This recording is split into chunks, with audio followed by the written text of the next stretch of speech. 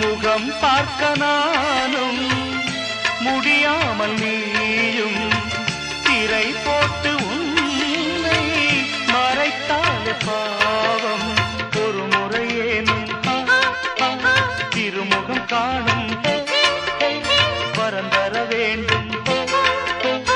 எனக்கு அது போதும் என்னை சேர.